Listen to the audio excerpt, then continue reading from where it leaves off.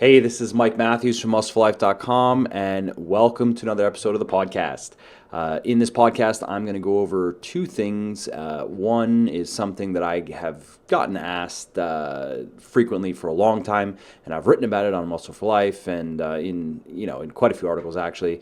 And I've talked about it in my books and talked about it here and there on podcasts and videos, but I haven't really given it an in-depth kind of rundown on a podcast, and that is the subject of building muscle and losing fat at the same time. Is it possible? And if it is, who can do it? Under what circumstances? How do you do it? And so forth.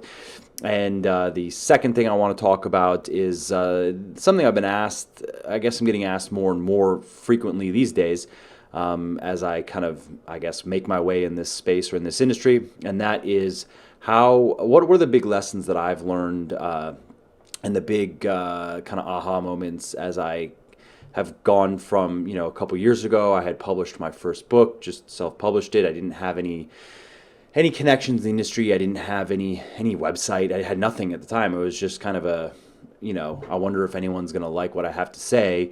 To fast forwarding to today, my website, Muscle for Life, gets over 1 million visits a month. I've sold well over 300,000 books now. And I've started my own supplement company, which had a very good first year last year, and is going to do at least double that this year, and then blah blah blah. So, when looking back on it, what are the major things that I would attribute that success to? So let's start with building muscle and losing fat at the same time. If you've been researching this at all, or if you've been reading or listening to people in the fitness space that at least know something, you've probably heard that you can't build muscle and lose fat at the same time. That's just not possible. That's not exactly true. It definitely is possible. It's been shown you'll find it in quite a few scientific studies, and you'll find it anecdotally. You'll find people. Chances are you probably know somebody that clearly built muscle and lost fat at the same time, whether it was just by looking at them or by actual measurement. Like if they're doing a good job calipering, you'd be able to know that, or if you're getting DEXA scanned, you'd know that. And I've had quite a few people DEXA scanning in particular, because they didn't quite believe that they actually built muscle and lost fat at the same time, so they wanted to be as accurate as possible, and yes, they did. And the key factor here is where your body's currently at in terms of conditioning. If you are like in the the scientific research, where you'll see building muscle and losing fat happening simultaneously, is with untrained individuals, meaning people that this is their first introduction to weightlifting.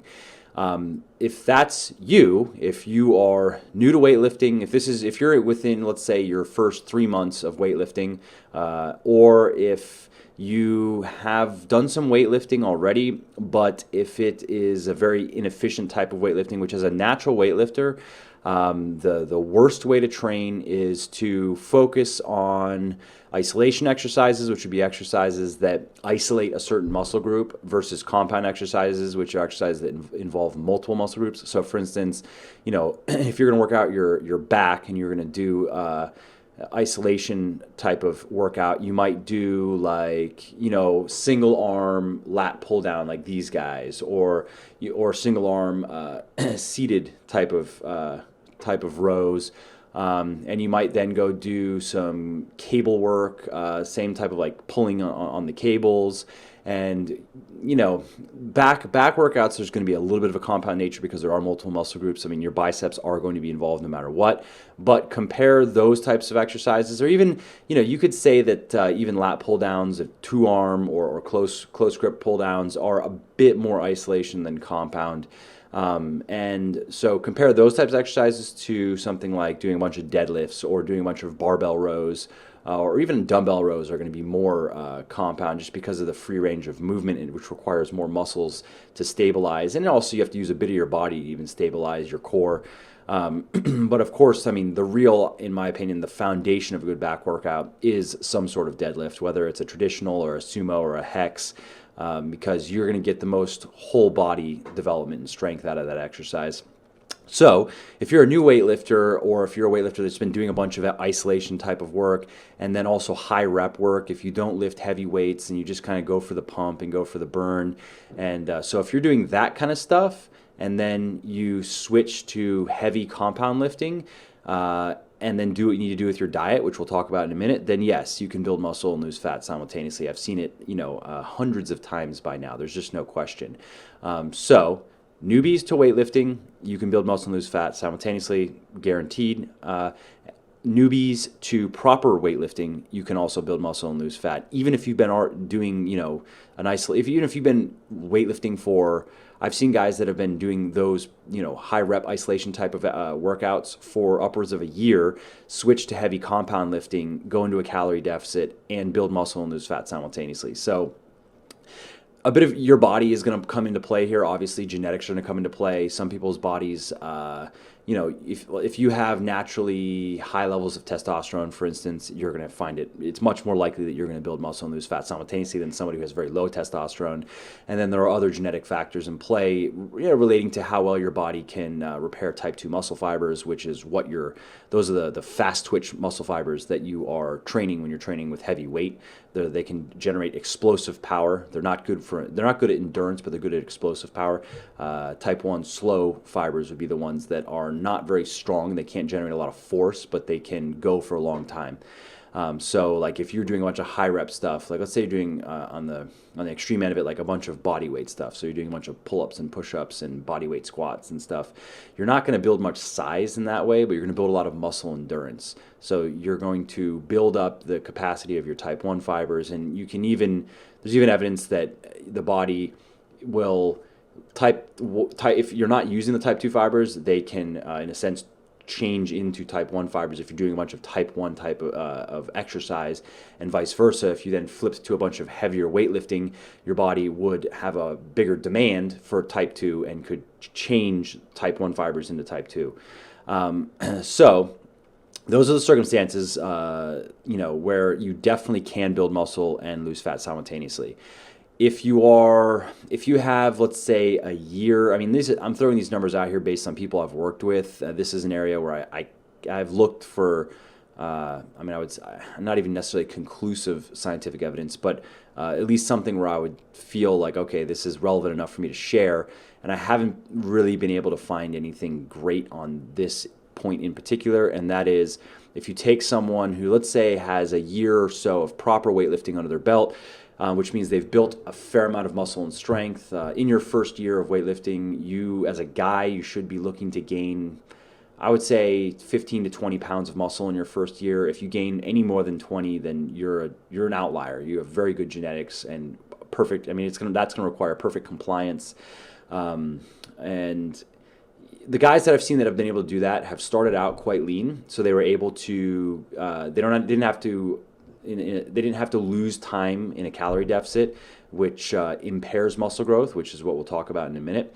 So it started out lean. They were able to start in a slight calorie surplus, which maximizes muscle growth, and they were very good on their diet. They didn't overeat on their bulk, which is what a lot of guys do. So they didn't pile on fat too quickly, which necessitates switching to cut. So, the guys that I've seen being able to gain, I've seen upwards of 25 pounds of muscle in the first year, were in a calorie surplus almost the entire time. So like they may have started around 7% body fat and ended around 15, 16, but that was over a year or over 10, 11 months. And they were no time missed in the gym really, other than like planned deloads, or there was no 2 months missed, or missing 2 weeks here because of sickness and there and there and there or whatever. But I would say 15 to 20 pounds of muscle is a good goal for your first year. If you're a guy, half of that if you're a girl. 7 to 10 pounds is a good year one for girls. Pollen. I have pollen allergies, and the pollen is coming, so that's why my voice sounds a little bit weird, and I'm going to be sniffling a little bit. Anyway, so you take that person that has been through their first year, or let's say year and a half of lifting, they've gained their first 20-ish pounds of muscle, they have a good foundation of strength, they've been focusing on their compound lifts. Can that person build muscle and lose fat simultaneously? I'm gonna say probably, like, if that's you, probably not. It's possible, but that's where I would say your goal when you want to lose fat should be to preserve your muscle. I wouldn't really shoot for gaining muscle, because you're kind of going to be setting yourself up for failure in that regard. And you know, if you're thinking that that's normal, and maybe you see guys on Instagram that talk about doing that, yeah, it's because of drugs. Like guys that have been training for years and years that lose fat and build muscle simultaneously, drugs every time. Unless it's some weird set of circumstances where they're like, you know, they trained for, like, for instance, take me. I've been training weightlifting regularly for 12 years now, give or take, 11, 12 years. And if I were to stop weightlifting completely for 6 months and lose a bunch of muscle and then get fat, eat a bunch of food, and then come back to it and start lifting again and start dieting, then yes, I would gain some of that muscle back, because muscle memory is very real. I've written about it. I'll link an article down in the description down below. You can read about the science of it. There's no question. You gain muscle back much quicker than you gain it the first time around. I would say, in terms of the effects of it, I would say it's almost like you're on steroids in a sense, in how quickly you can gain that muscle back. So with that not being the case, a guy that, you know, is just training regularly, like if I were, you know, just doing my thing and I were, you know, I'm fairly lean right now. I'm probably about 8% or so, 7 or 8. I hover in between there depending on what I'm doing with my food. But if I were, let's say 15% or something like that, or even a little bit lower, like 13, and then I were to start cutting to get to where I'm at now and build muscle, then drugs. There's no other way to do that.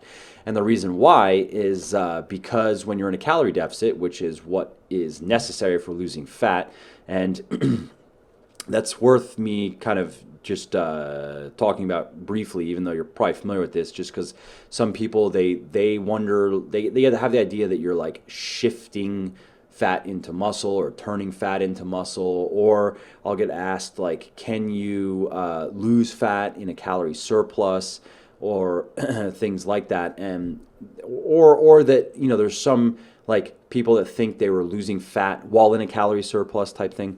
So I've had people ask me about that, and have people then argue with me sometimes, saying that they were in a calorie surplus and they were losing fat. No, you're not. That the metabolism, how it works is it works with you know, energy that you're expending, and that is there are quite a few variables that determine how much energy you expend. You have your basal expenditure, which is the amount of energy that your body expends just, you know, at rest, just to stay alive, keeping all your organs running, keeping everything, you know, all the cellular activity that needs to happen to keep you alive requires energy.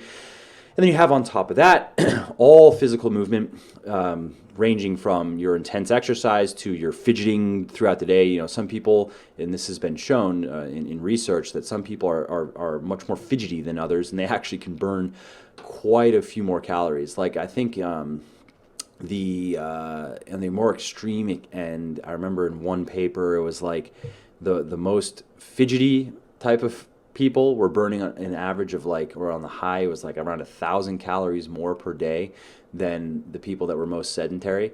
And so there's that, and then there's also there's a bit of an energy expenditure variable in the food that you eat, because it costs energy to process. You know, for instance, carbohydrates cost more energy to process than dietary fat.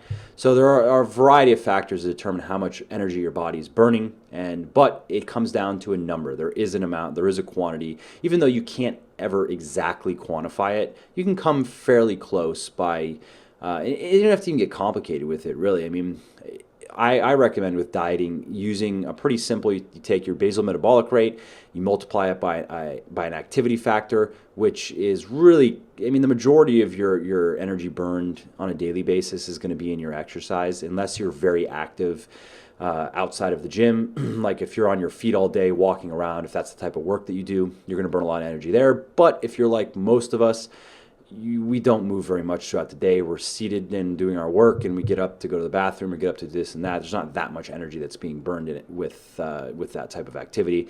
And so in the end, I mean, I'll link an article down below, which I link all the time, because it just lays out everything you need to do to determine your energy expenditure, determine your intake, and then lay out a meal plan. But I recommend keeping it simple, taking your basal metabolic rate, multiplying it by an activity multiplier, and then seeing how your body responds and adjusting accordingly. I mean, part of this game is kind of learning your body, and you'll find that your body has quote unquote sweet spots for losing fat, maintaining body composition, and gaining muscle, and also then gaining a little bit of fat. And that changes from person to person. So really, you just want to have a sensible starting point that has a good chance of just working right off the bat. But if it doesn't work right off the bat, or doesn't work as well as it should, it just means that you need to adjust. It doesn't mean that your body's broken or your metabolism's broken or messing with calories isn't going to work for you. It just means that something is off and it just needs to be tweaked. That's all. So with that said, when you're in a calorie surplus, it means that you are feeding your body a bit more energy than it is burning.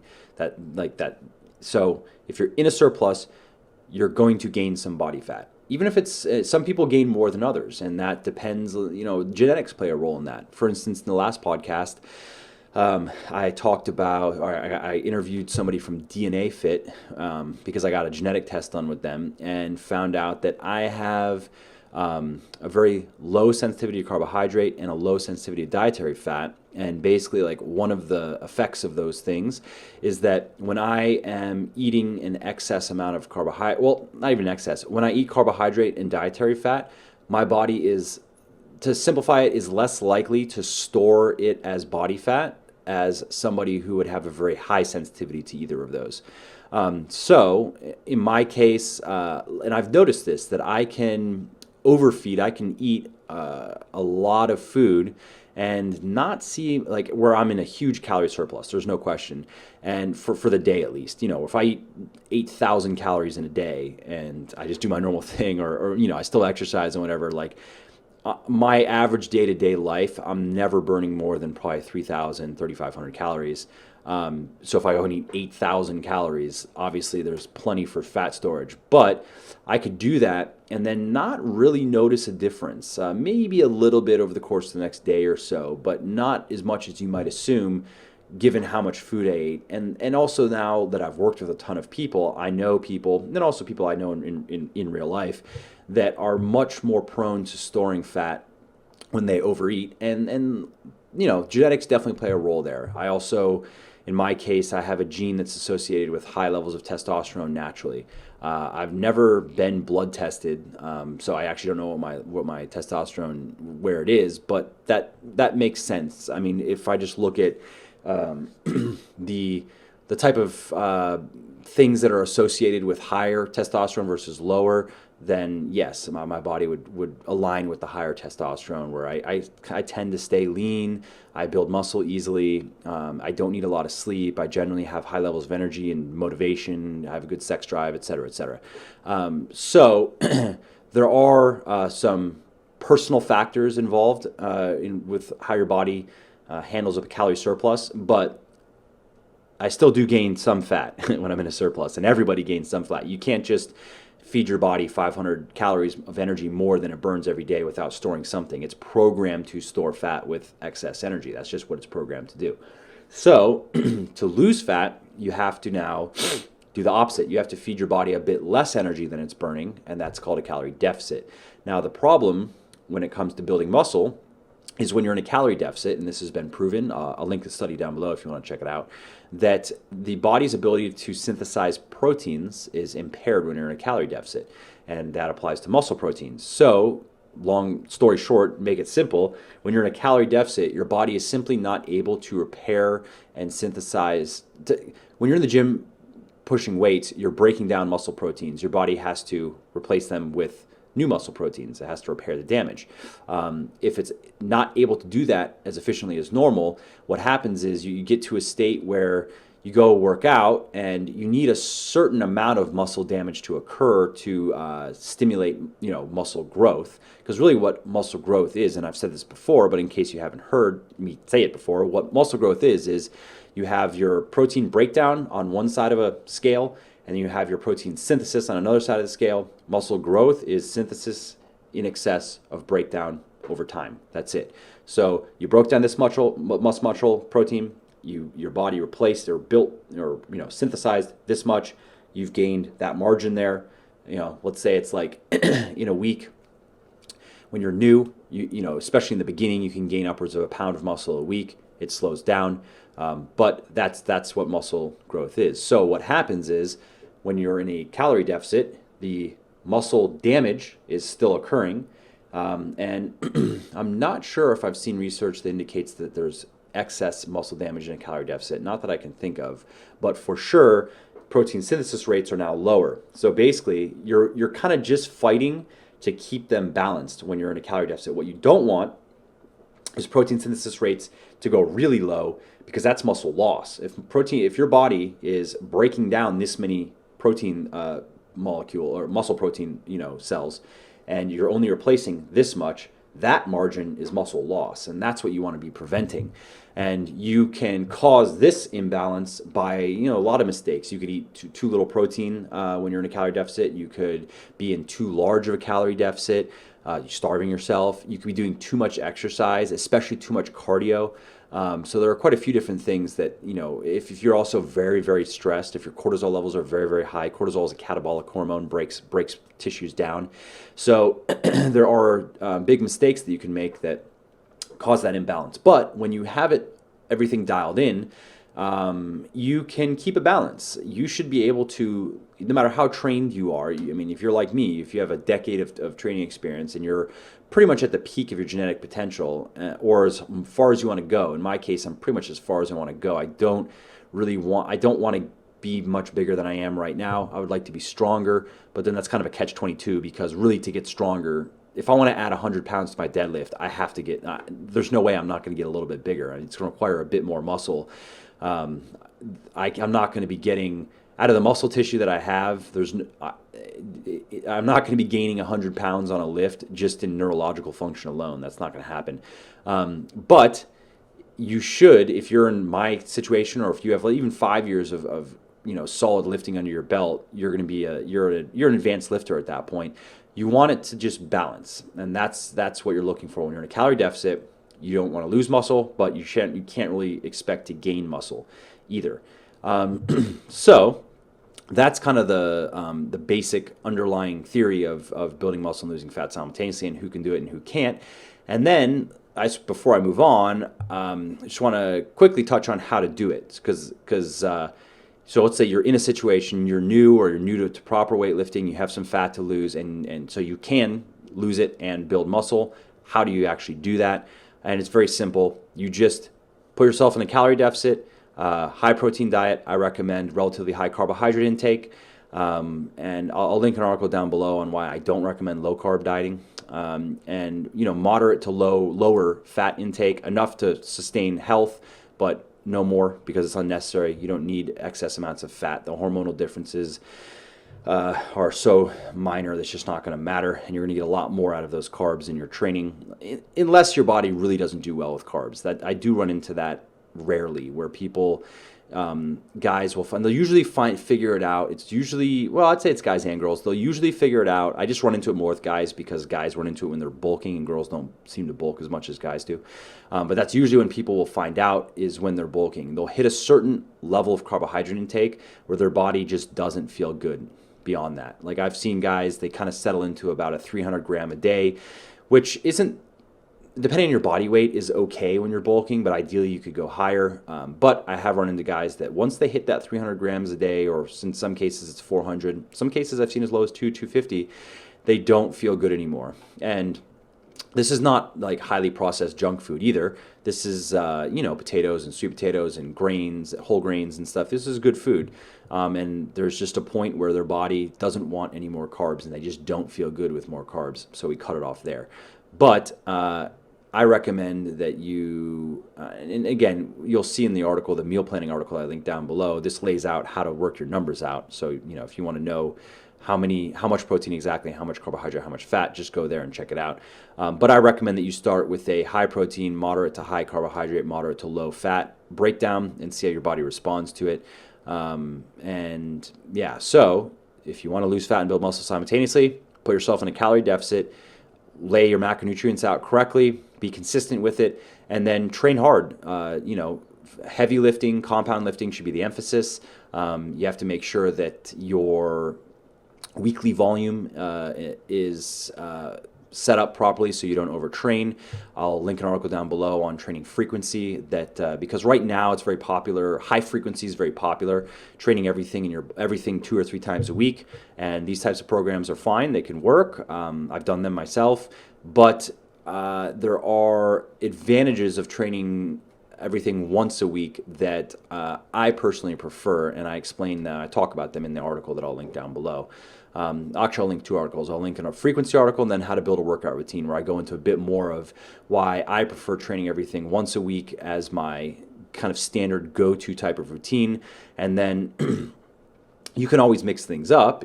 Part of long-term results when it comes to working out, a big part of it is just compliance, just staying consistent. You have the fundamentals that you have to keep in and you have to apply, and but they're like flexible dieting, right? So like the proper dieting is very flexible.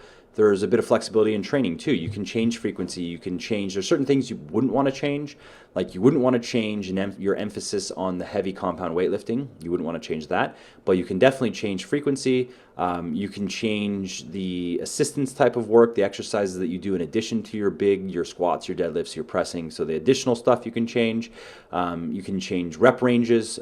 So you do have some wiggle room. And let's say if you're on one of my programs like Bigger, Leaner, Stronger, or Thinner, Leaner, Stronger, or Beyond Bigger, Leaner, Stronger, and you want to try a full body program, let's say you want to try starting strength or something like that, I'd say great. I say give it a go and see how you like it.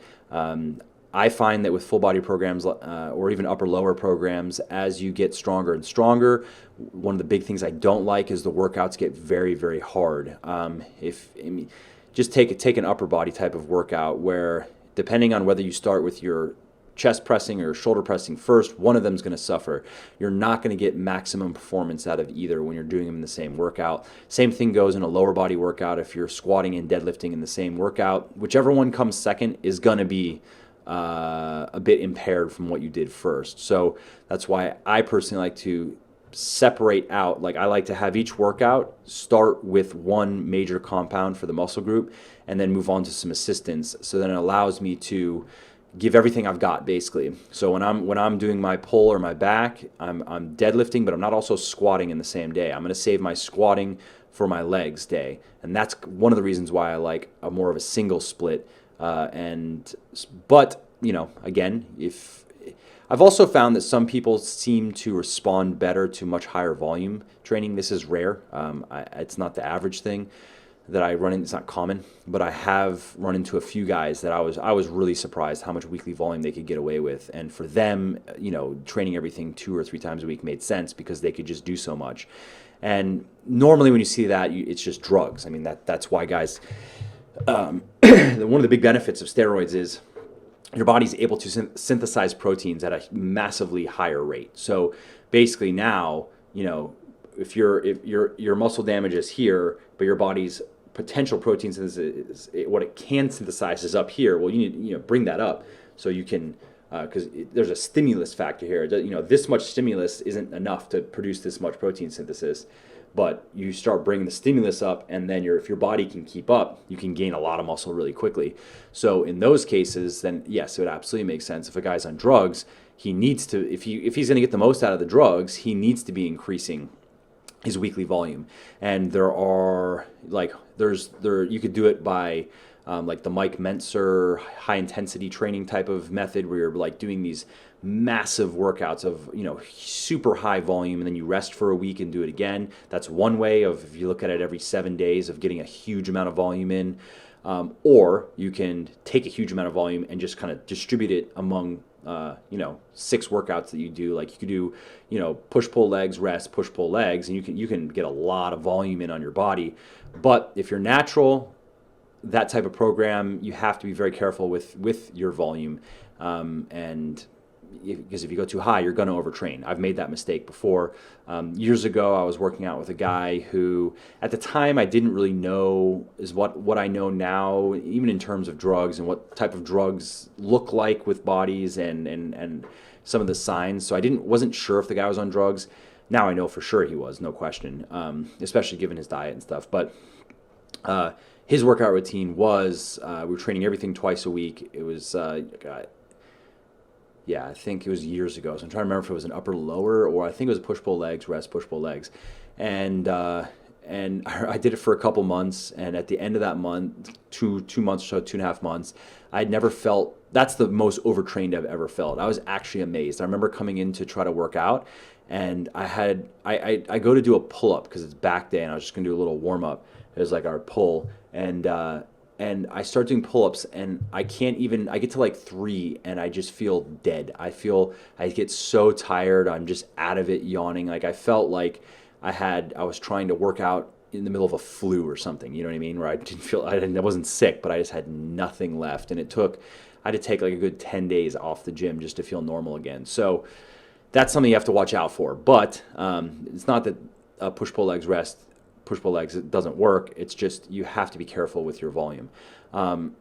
So, if back to the subject here, calorie deficit plus proper training, you can build muscle and lose fat. That's how you do it. There's no special. I would recommend creatine as well. Take creatine when you're in a calorie deficit. It helps you preserve muscle, preserve strength.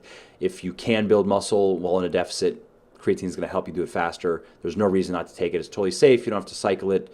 I'll link an article down below that kind of goes into more on creatine. 2 articles actually, the different forms that are available, what's the best form, and then how to use it, and then answering some questions regarding cycling and stuff like that. But it's totally safe, and really, if you're weightlifting, you should be taking creatine. Period. It's the only supplement that is natural supplement that is going to help you build muscle and strength directly, 100% proven. So that's how you do it. There's no special. You use some cardio. I recommend high intensity interval cardio and not too much of it. I never do more than about 2 hours a week when I'm cutting. And that's it. Keep yourself in a calorie deficit and focus on heavy compound weightlifting. Follow a well laid out program and your body will take care of the rest essentially. All right. So that's that. Let's move on to the next thing here, which is, how I've come this far, I guess. Some of the lessons I've kind of learned along the way, of getting to where I am now. And like I said in the beginning of the podcast, my story is interesting in that I guess it's kind of an unusual way to get to where I am now, in that I didn't go through maybe the normal type of process of having to work my way up the ladder of getting in with the right people and maybe getting featured on this website and that, and then kind of just working my way up that way, and then eventually maybe getting in with somebody an editor on a magazine, and et cetera, et cetera. My experience was much faster, and I haven't been published in any magazines. I haven't even really tried to be either. I've been on bodybuilding.com, couple random spots. I don't know. I don't really do guest posting. I'll probably do a bit more of it this year, but up until now I haven't, just because I found that things are going so well with just writing for my own website and spending my time producing content like this, and that, why bother giving content to other people when I can just put it on my own website, and Google loves me and gives me a ton of traffic, so I'll just keep on loading it up basically. So kind of made a quick little list of things here. This would be more geared toward, I would say, like, this is directly geared toward people that are interested in coming up in the making a name for themselves in the fitness space, and getting a following and maybe being recognized as an expert and that type of thing. But it also applies, I think, to really any type of undertaking. I'll explain things in a way that I think applies to both of those scenarios. So the first thing is you have to get into really, really good shape yourself. I mean, that's like the first, in my opinion, if you really want to have a good shot at success in the industry, you have to be in amazing shape yourself. And well, I mean, my it's kind of funny. My standard of amazing has changed so much, even as I've gotten in better shape myself, where, I look at now the things that I don't like about my body are things I can't change. Like my abs genetically are just they're kind of staggered and they're asymmetrical, and they're just like, yeah, they're not terrible, but they're not Lazar or Angela, I don't know, Angela, how you pronounce his name, whatever, that dude, his abs are ridiculous. They're just perfectly symmetrical, 8-pack, looks, at 10 or 11%, his abs just look awesome because they're just big and symmetrical and whatever. That's not me. So whatever, I'm not actually complaining, but there are things now where I look at my body and I go, well, yeah, I mean, I look good, but that'd be cool if I had that dude's abs or whatever. So, but as a guy, or let's say as a girl, if you want people to listen to you, you first have to really show that you walk the walk, and you show that by being in awesome shape. That means having a really good foundation of muscle, being lean as a guy. If you've never been under 10% body fat, don't try to become a fitness expert. Do that first. A big part of why people are drawn to me and my work is they'll see pictures of me and they'll go, I want to look like that. And that's, of course, makes sense. If you, want to learn, I've been learning golf, for instance, and if I have no interest in learning golf from somebody who has, who shoots in the 90s, it'd be the same, or even in the 80s, like, I want to go play with the guys that are scratch golfers. Those are the guys I want to learn from. Same thing here. You're going to get a lot more people that are going to want to learn from you if you're in awesome shape. And that means it takes discipline. I don't mind it. And, there are a lot of things you can do to be very flexible with the foods you eat and your lifestyle. But if you want to get really lean and stay lean, which is something that I also like to do, I prefer not to go through bulking and cutting cycles at this point. I just like to kind of maintain a certain look, and I get to eat maybe 26, 27, maybe as high as 2,800 calories. It kind of depends. Sometimes with meals, like if I'm doing different recipes and stuff, my calories, they'll change a little bit from here to here. Maybe they'll be like 26 one day, 29 the other day, but I'd say they average out to 27, 2,800 a day. But that's every day. And, if I have the holidays, times where there's going to be a lot of eating, then I'm saving up a bunch of calories for those periods and maybe doing a little bit more cardio. So it's something I have to constantly keep track of. Basically, I can't just go for months at a time not giving a shit, just eating whatever, whatever. I'm gonna go eat this for lunch and that for dinner and this and that and that and that. Then I would just get fatter is what would happen. So you have to prove that you can do it. That's one of the big things. And one of the big, it seems obvious, but quite a few guys and girls that contact me that, basically say they want to get into this industry, and they're asking me, like, what are my tips for them? Quite a few of them are just not really in good shape. They're not the type, you wouldn't look at them and be like, wow, I want to look like that.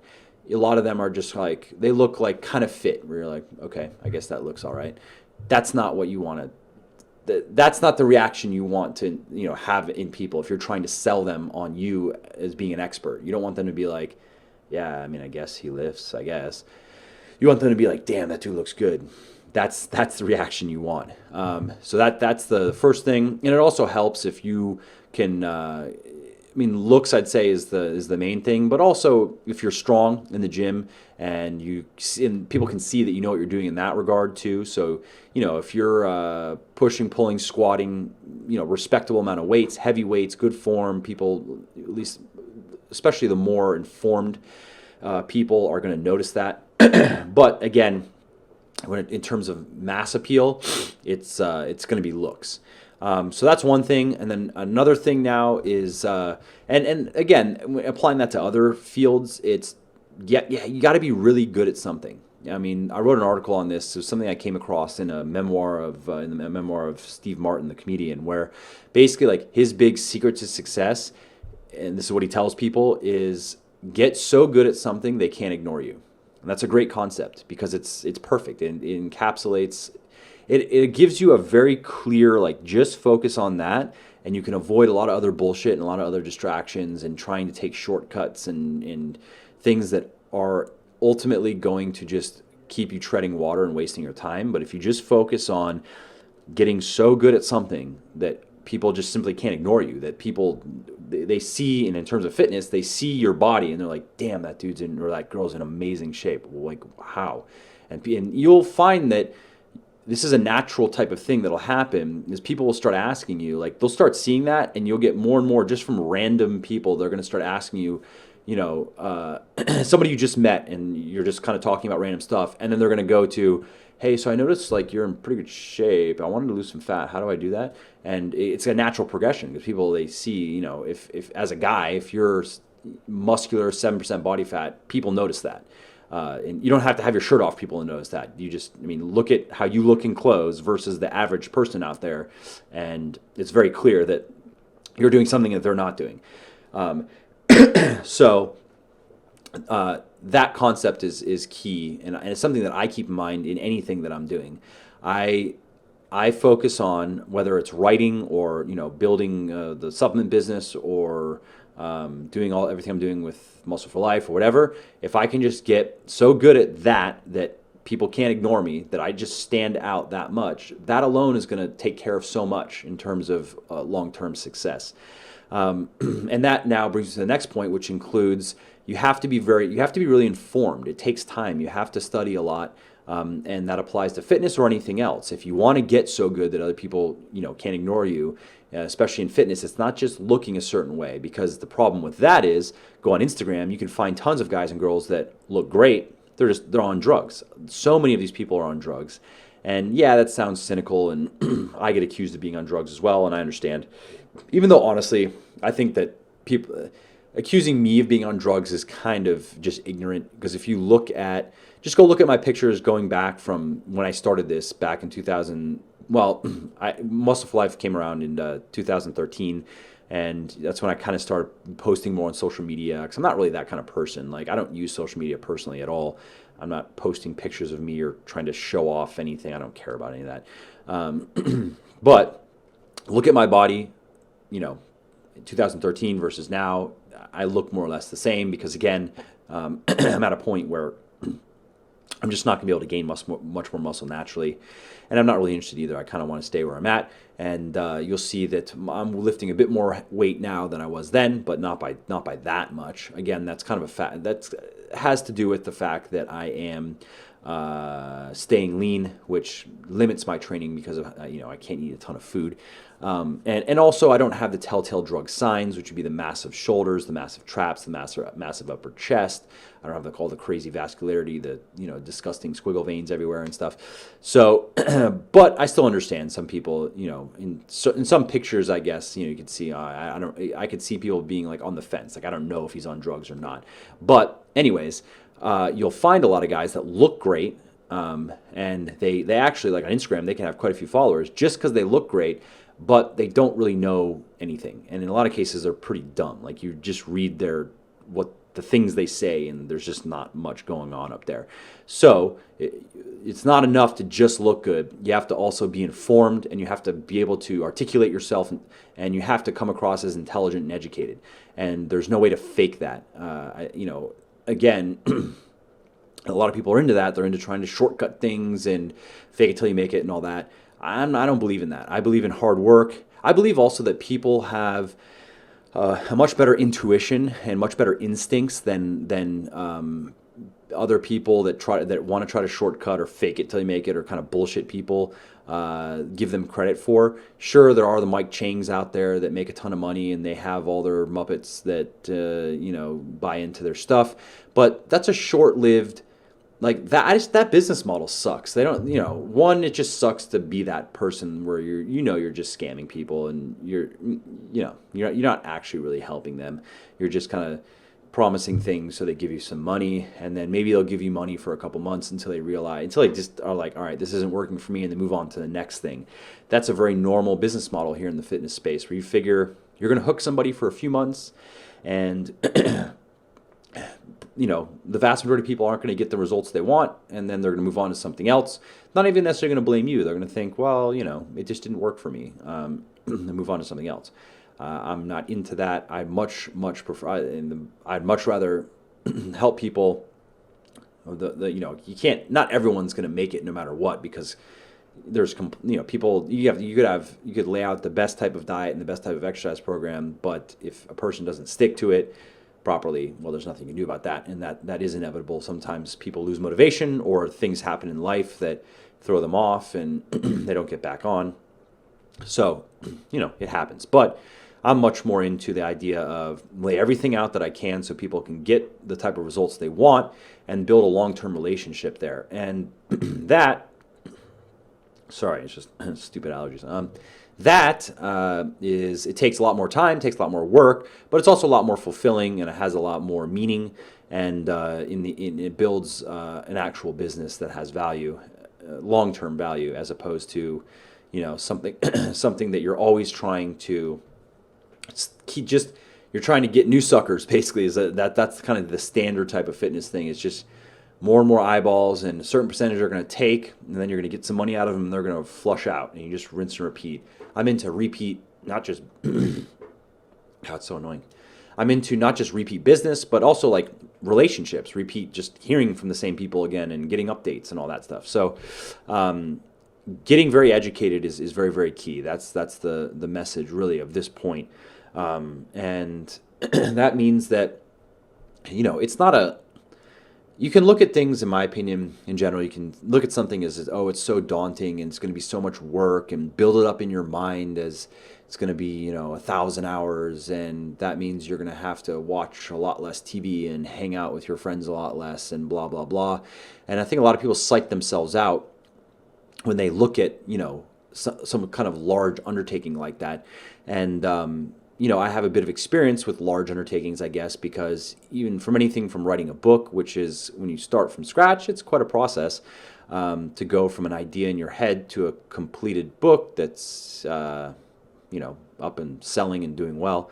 Or, launching Legion, that was about close to a year worth of preparatory work.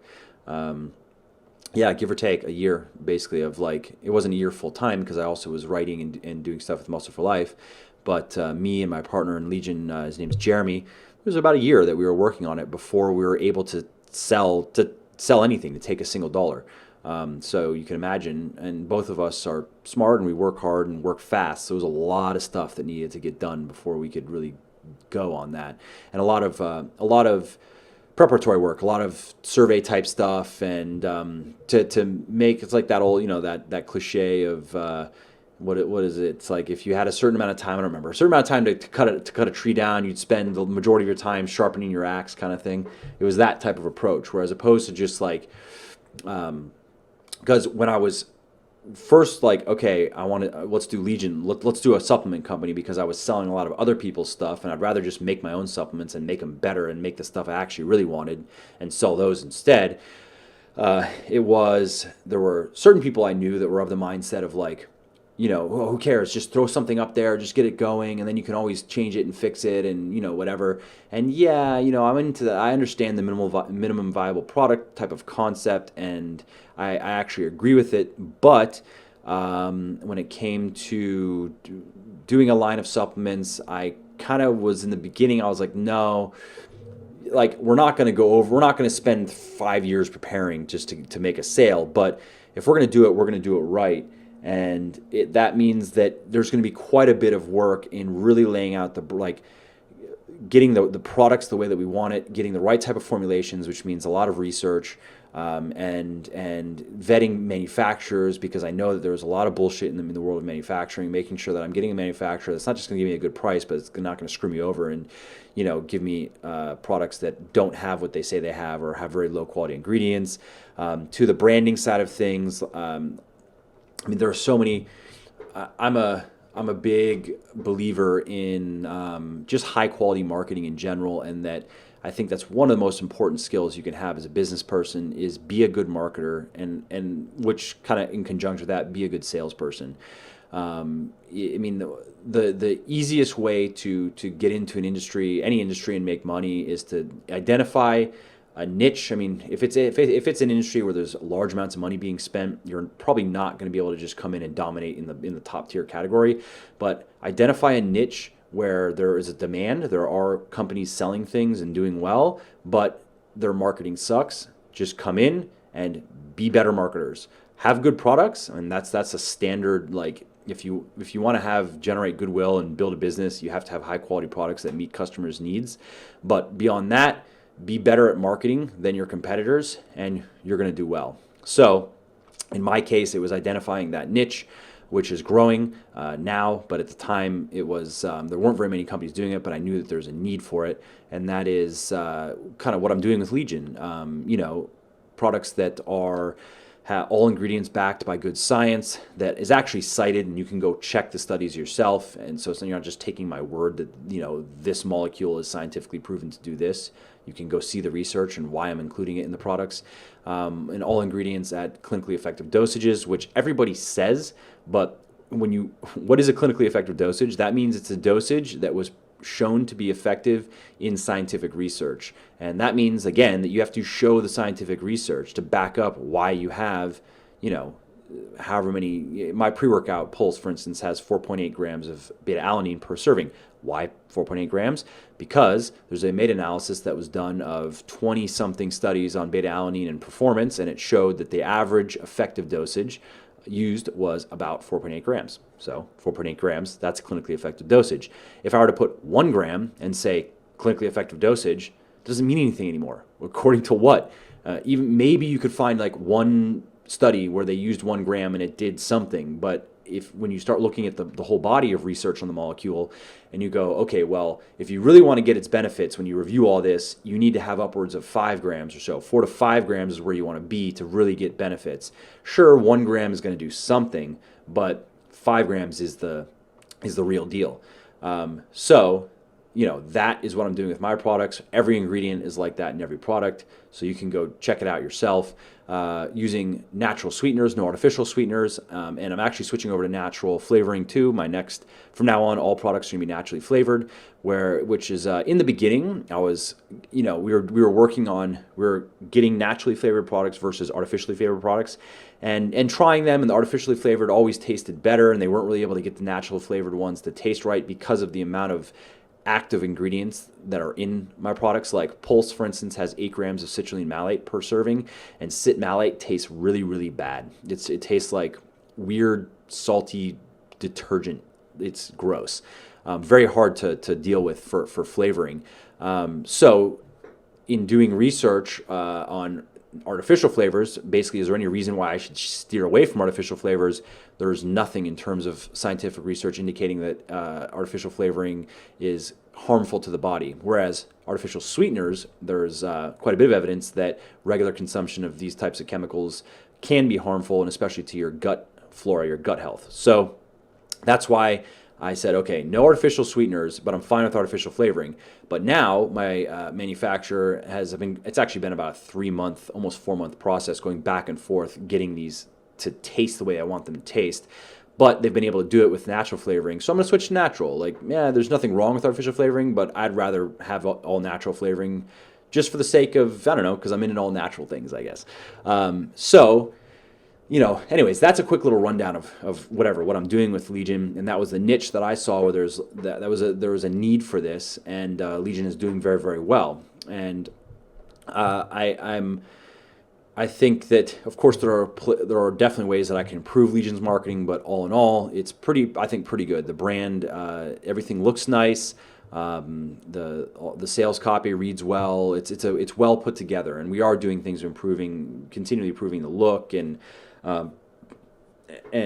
coming up with new ideas to kind of engage customers more. And like, I'm going to be doing this golden label thing that I recently announced, which is every run of products is going to include a certain number of them with golden labels. And if you get one of the golden label products, then you win a year's worth of supplements of your choice.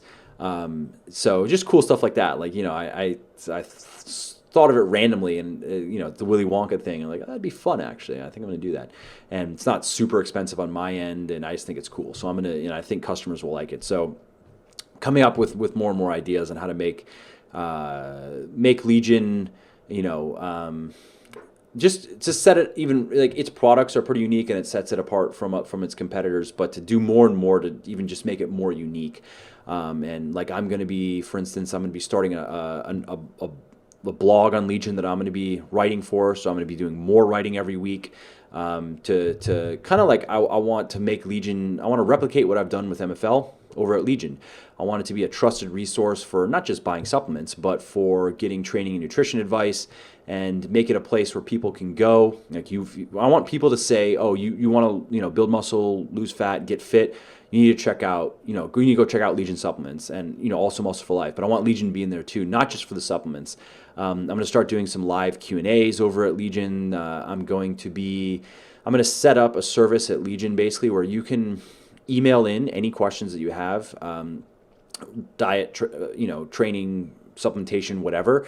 And I'm going to have someone that he actually works here with me, and he handles a lot of Legion customer service, and he's into working out. He knows his stuff. He's read everything that I've written and read a lot of other stuff as well. He's just well informed, and he trains people here and there. He doesn't have that much time, but he's going to be basically an online trainer, but it's going to be for free. And I've seen other supplement companies do this where you can send an email, ask at blah, but one for one, when I've emailed asking just a question, hey, anything, I've just sent random questions like something about losing fat or losing fat and building muscle at the same time or whatever, no reply, and then or just an autoresponder reply telling me to buy stuff. Like, that's so stupid.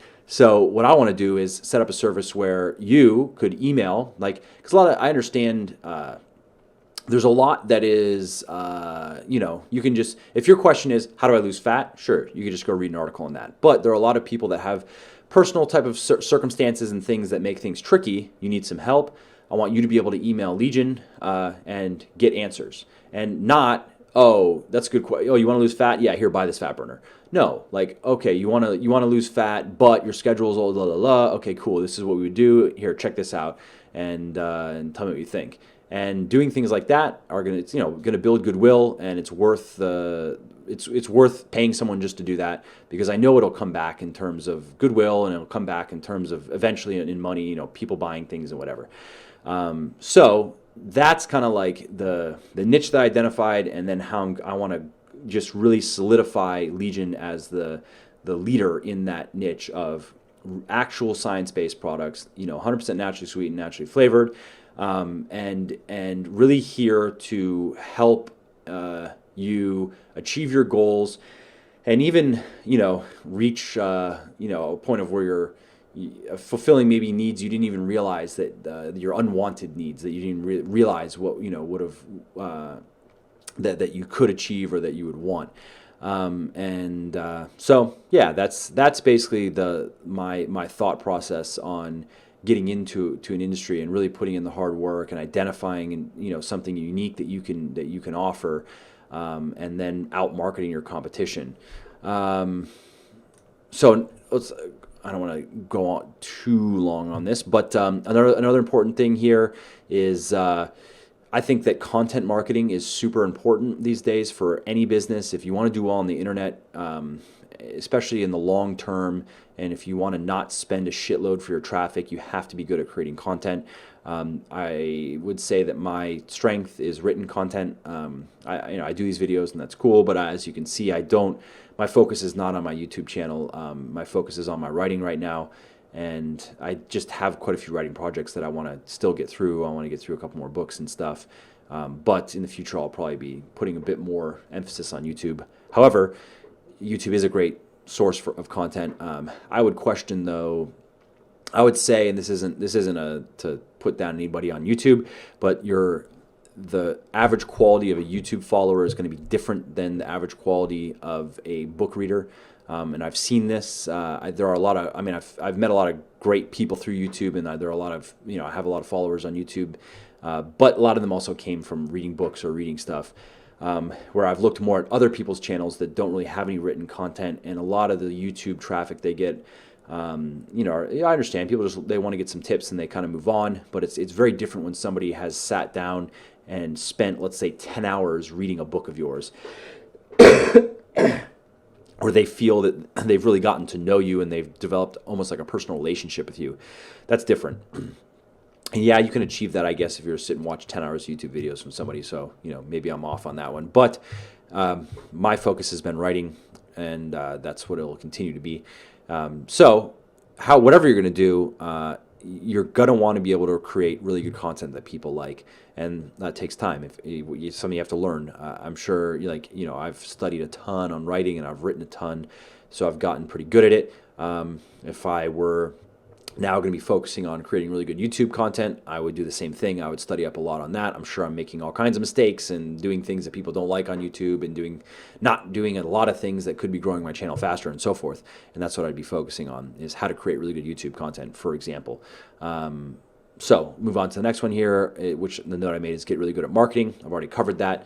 I think that's probably the most important thing. Once you have a good product and you can create good content, then you have to be good at marketing. And marketing is one of those subjects you can never know enough in my opinion.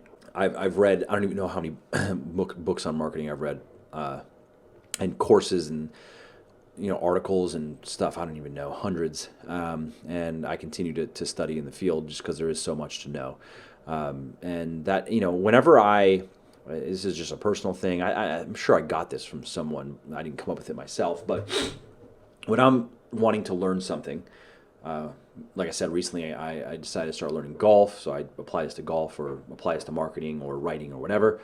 I assume that like the first step is going to be I outline about 20 to 25 books in the subject, going through, finding people. I'm looking for people that have had success in the area. And I prefer to read stuff from the people, the pioneers that discovered certain principles, as opposed to people later that just embroidered on those original discoveries. Not that I wouldn't read the later stuff, but if I'm getting into a certain field, then I'm going to start with the classics, in a sense. Like in golf, it's like Ben Hogan stuff and whatever. And then I'll move into other things after that. But I see that like if you lay that out correctly and you have a good diverse list of books, 20 or 25 is a good amount of reading. Where by the end of that you're going to have a really thorough understanding of the field. And along the way, of course, you get into some application. I don't just sit and read and do nothing for 25 books, but I see that as the first milestone of where now I'll have a good idea of how everything works, where I need to be putting my energy, and so forth. So that's just a little tip. So on marketing, I would that's what I'd recommend. And I should I'll make a note. I could create it. That might just be a post that people would like, 25 marketing books that you have to read kind of thing. Anyway, I'll make a note of that. So another thing here is to build your business one follower and one customer at a time. I'm a big believer in this, treating everybody with importance, being available to answer questions, and don't live in an ivory tower and think that you're better than the great unwashed. You know what I mean? A lot of people do that, especially they get a little bit of success. Now they think they're better than everybody and they don't respond to any communication anymore, or they want to get paid to just answer a question. So stupid. What comes to mind is Charles Darwin spent hours every day answering letters for his entire life, I think. I mean, his entire professional career, for sure. And this was after he published Origins of the Species. This is when he was Charles Darwin, and he would spend hours just answering people's letters. Anybody that wrote him, he would answer. And there were quite a few other people. There was a book I read called Daily Rituals that kind of an interesting book. A little, I wouldn't say gimmicky. I picked up a few little interesting things in there, but it was kind of interesting just to see how a lot of the great artists and inventors and thinkers and whatever of history, what their daily routines were like. And I saw that there were a handful of people at least that made time every day to answer letters. And I mean, that was handwriting too. And now I can hop into my Gmail, and with all my keyboard shortcuts and with my whole system, my snippets, all my stuff worked out, I can blow through 100 emails and I can get through probably about an email a minute on average. So hour and a half, 2 hours, I can get through a lot of emails. And, I'm just sitting here typing away. I can answer so many. I can't complain. I mean, imagine if I had to handwrite. I had stacks of letters in here that I had to handwrite responses to. That would be a pain in the ass. So be genuinely helpful and really focus on meeting each individual's needs in any way that you can, and don't get so focused on just numbers. Just like, well, if I just get in enough people, I'll get enough money, and who cares about all the details? And some people will stick, some people. I'm not into that. I like really trying to gain one person at a time, and that one person, give them good service, help them out, and then know that, like, cool, there's a good chance now that person is going to check out more of my stuff, and when I publish a new book, there's a good chance that person is going to at least check it out and think about getting it. And that's and now that I've done that, where I've answered, I think my Gmail inbox, because I just leave everything in there, because it's great for also, like, I have every conversation I've ever had in there with anybody. I think I have like 35,000 emails in there now. But that's like every time I answer one, that's a little something that can come back to me, and I look at it that way. And same thing with Legion. We take care of everybody. If people don't like things, we give them refunds. We switch out products, kind of go out of our way to give people good customer service, because again, I think it's just one person at a time. That's what I'm looking to do.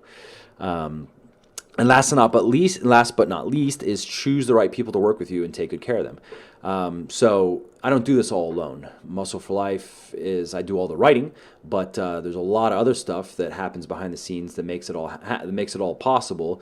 That's handled by Nico. It's handled by Sam, who handles all the meal plans and does a great job on that. And in Nico, like, he's helped me on a ton of things with his upcoming book launch, all the logistics, blah blah blah. He does a great job on that. Legion is not just me. It's Jeremy, who handles all the marketing and a few other things, just kind of random type of things as well. And Kareem handles all the shipping. He handles all the customer service and does works hard. Everybody works pretty long hours, and we do a good job. So and when I'm looking for like, I need to hire another person, for instance, and when I'm looking for who to hire, I'm looking for somebody that is going to fit in with our group. We are all those guys are in their early to mid 20s. I'm 30, but maybe mentally I'm 20, so we have internet crude senses of humor, and so there's like a certain environment here that you have to be okay with.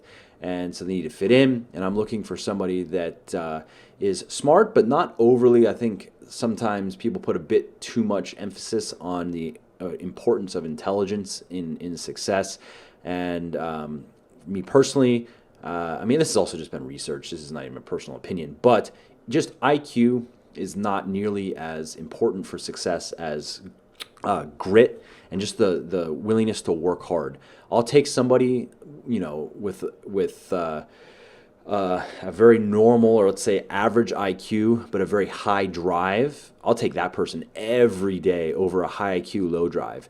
High IQ low drive, those people are so annoying to work with, because they constantly need motivation. They constantly need, come on, like, why don't you want to work? What is wrong with you? And even though they might come up with good ideas, but then, like, oh yeah, some brilliant idea, but that's going to require a lot of work. And like, no, you suck. I'll much rather take someone that maybe doesn't have the best ideas, but they don't mess things up, but they're driven. They're going to be there, ambitious. They're there to work, and they want to get stuff done. That's the type of person that I want to work with. And if somebody is high IQ and high drive, great. That's the superstar type of person. That's cool too. So all of us here all the guys I work with are all smart guys. They work hard.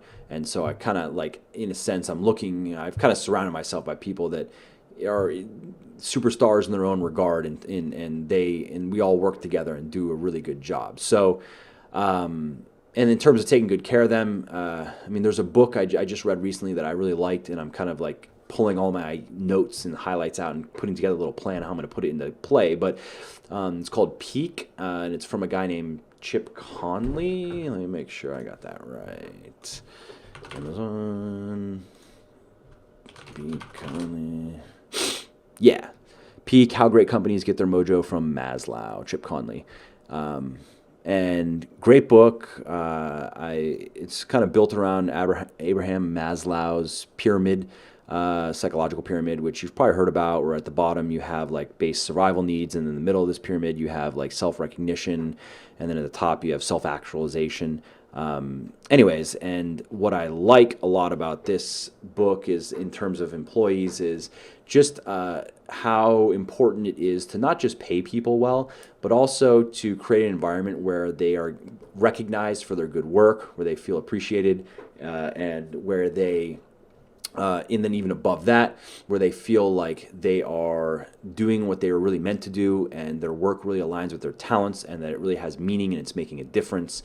And so in terms of Muscle for Life and Legion, that's also one of the reasons why I've been able to get people that are willing to work hard and do what it needs to happen to make it all go, is we actually are helping people. We have so many good success stories, and we get new success stories every week, and that matters. That makes you feel good. It gives meaning to your work. And in Legion, even in terms of the supplements, ironically, I'm seeing now like different little copycats popping up, trying to do the exact same thing as Legion, and that's cool. The few that I can think of, their marketing's pretty shitty, so I don't know how they're going to do ultimately. But it's cool to see that other companies are, in one case, it's a pretty big company on Amazon actually that has now been changing over to like the same type of marketing as Legion, no artificial sweeteners or flavors and clinically effective dosages, even though their ingredients are not, or their products are bullshit. So they're kind of just abusing it. But it's kind of cool to see. I would love to see that becoming a trend. I'd love to see in 5 years where a lot of big supplement companies are now having to actually sell good products and are taking some of the unnecessary chemicals and stuff out of their products. I don't know if it's going to happen. Only the consumers can really force that kind of change. If people are willing to continue buying exactly what they're buying today in 5 years from now, then the supplement companies are going to continue selling them exactly that. But it's kind of, I think it's cool to see at least some companies are noticing what Legion's doing and seeing like, hey, that's a good idea. Because even if they're just trying to rip me off, if they are, let's say, producing just better products, then that's better for everybody in general.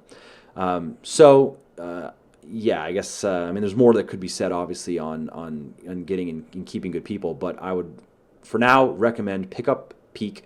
I'll link to it in the description below. And if you're interested in that, how to build a business that doesn't just make money, but that makes a difference, both in the lives of employees and customers, I highly recommend that book. All right, this is a longer podcast, and I'm going to cut it off here.